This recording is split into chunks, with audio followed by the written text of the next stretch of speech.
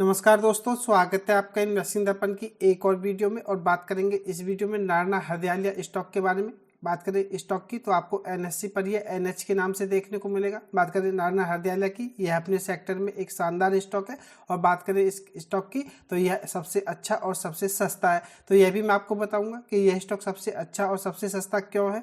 तो ऐसे में वीडियो काफ़ी खास होने जा रही है। बात करें नारना हरदयालिया की तो 31 अक्टूबर को हमें इसके Q2 के नंबर्स भी आते हुए देखने को मिल रहे हैं। तो ऐसे में देखने वाली बात होगी कि इसके Q2 के नंबर्स हमें किस तरह से देखने को मिलते हैं। और मंडे को जब बाजार खुलेंगे तो आपको इस स्टॉक पर इसके Q2 के नंबर्स का असर कैसा देखने को मिल सकता है।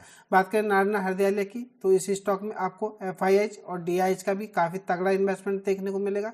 बात करें स्टॉक की, अपने सेक्टर में हमें नंबर 1 देखने को मिलता है। तो ऐसे में काफ़ी अच्छा स्टॉक है। अगर आप इस स्टॉक को पोर्टफोलियो में शामिल करना चाहते हैं तो आप इस स्टॉक को, अगर आपका लॉन्ग टर्म का पॉइंट ऑफ व्यू है, तो इन्वेस्टमेंट के लिए भी देख सकते हैं। बात करें स्टॉक की तो कल हमें मुहूर्त ट्रेडिंग में स्टॉक में थोड़ी गिरावट देखने को मिली। इसी वजह से आपको इसका जो एक दिन का चार्ट है ये देखने को नहीं मिल रहा है। स्टॉक की अगर हम बात करें तो 1235 रुपये पर इस समय हमें देखने को मिलता है। बात करें मार्केट कैप की तो 25,000 करोड़ के आसपास हमें इसका मार्केट कैप भी देखने को मिलता है। 52 वीक हाई आप देखेंगे जो 1445 रुपये के आसपास इसका 52 वीक हाई रहा है। तो ऐसे में बात करें स्टॉक की तो स्टॉक इस समय हमें 52 वीक हाई से नीचे देखने को मिल रहा है। और अगर मैं आपको इस स्टॉक के रिटर्न्स दिखाऊं तो आप देखिएगा एक साल में आपको 23% के आसपास के रिटर्न्स देखने को मिलेंगे। लेकिन अगर आप 5 साल या लॉन्ग टर्म के हिसाब से देखेंगे तो आपको 350% से ज़्यादा के रिटर्न्स यह स्टॉक देता हुआ नजर आ रहा है। और बात करें नारना हरदयालिया की तो यह पर्सनली मैं आपको बताऊं तो मुझे स्टॉक काफ़ी अच्छा लगता है इन्वेस्टमेंट के हिसाब से, क्योंकि यह स्टॉक आपको कोई ज़्यादा बड़ी गिरावट में या आपको कोई ज़्यादा बड़े उतार चढ़ाव इस स्टॉक में देखने को नहीं मिलेंगे।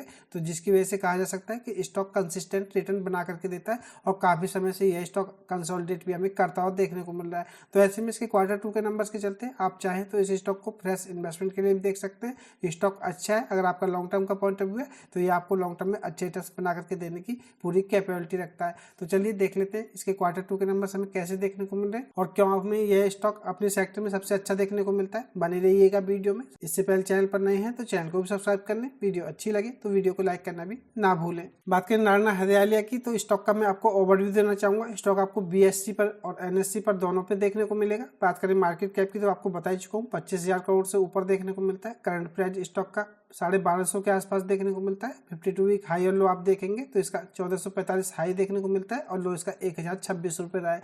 बात करें स्टॉक के PE की तो जो मैं आपको बताया था कि स्टॉक वैल्यूएशन वाइज काफ़ी अट्रैक्टिव हमें देखने को मिल रहा है। ये अपने सेक्टर में इस समय ये हमें सबसे सस्ता स्टॉक देखने को मिलता है। बात करें इसके इंडस्ट्री सेक्टर से, अगर हम इसके PE को देखें इंडस्ट्री के को तो यह आपको 55 के आसपास देखने को मिलेगा। और स्टॉक के PE की बात करें तो 32.8 पर आपको देखने को मिलेगा। यानी कि बात करें नारना हरदयालिया की तो वैल्यूएशन स्टॉक के इस समय काफ़ी अट्रैक्टिव हमें देखने को मिल रहा है। और आप इसकी ROCE को देखेंगे तो 26.5 देखने को मिलेगी, जो कि शानदार कही जा सकती है। रिटर्न ऑन इक्विटी को आप देखेंगे 31.4 आपको देखने को मिलेगी, जो कि यह भी शानदार कही जा सकती है।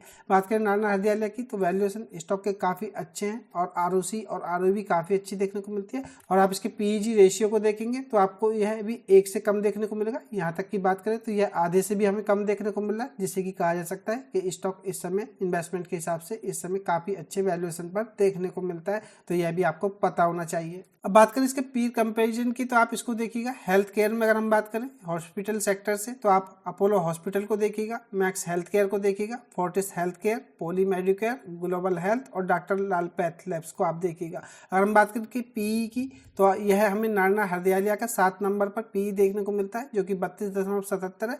आप किसी भी स्टॉक को देखेंगे तो इसका PE आपको सबसे सस्ता देखने को मिलेगा। तो फ्रेंड्स इसी वजह से मैं आपको बताया था। अगर हम बात करें इसके सेक्टर में तो स्टॉक वैल्यूएशन वाइज इस समय हमें काफ़ी सस्ता देखने को मिल रहा है।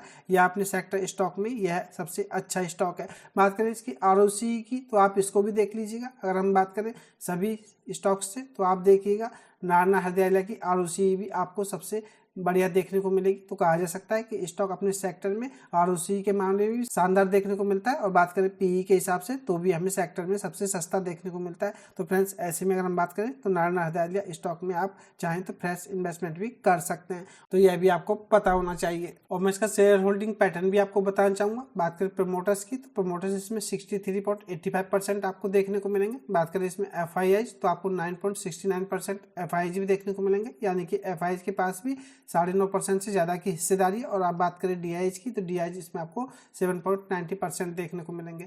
बात करें इसमें पब्लिक शेयर होल्डर्स की, तो 17.94% है। तो बात करें मेजॉरिटी शेयर होल्डर्स की, तो इसमें आपको प्रोमोटर्स ही देखने को मिलेंगे।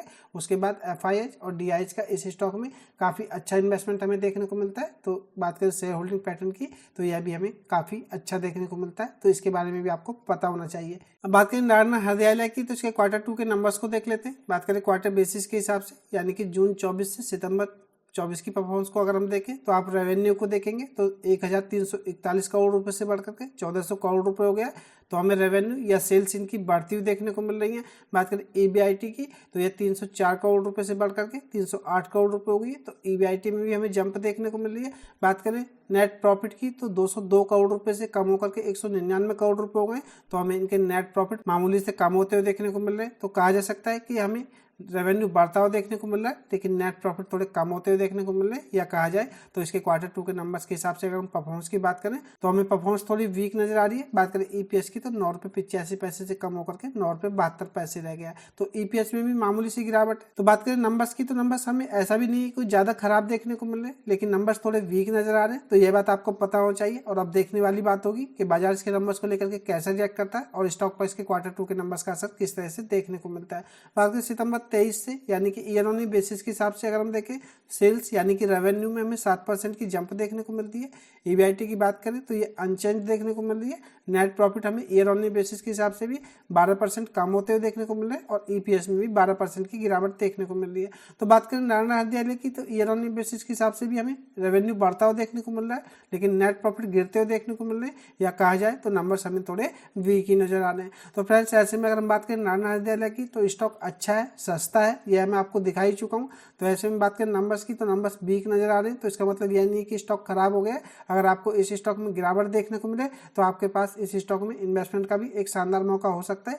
आप इस स्टॉक में एक साथ खरीदारी ना करके थोड़ा थोड़ा खरीदना शुरू करें और लॉन्ग टर्म के लिए होल्ड करें। यकीन यह स्टॉक आपको लॉन्ग टर्म में अच्छे रिटर्न्स देने की पूरी कैपेबिलिटी रखता है। बात करें नारायण हृदयालय की, तो स्टॉक फंडामेंटली भी काफ़ी अच्छा देखने को मिलता है।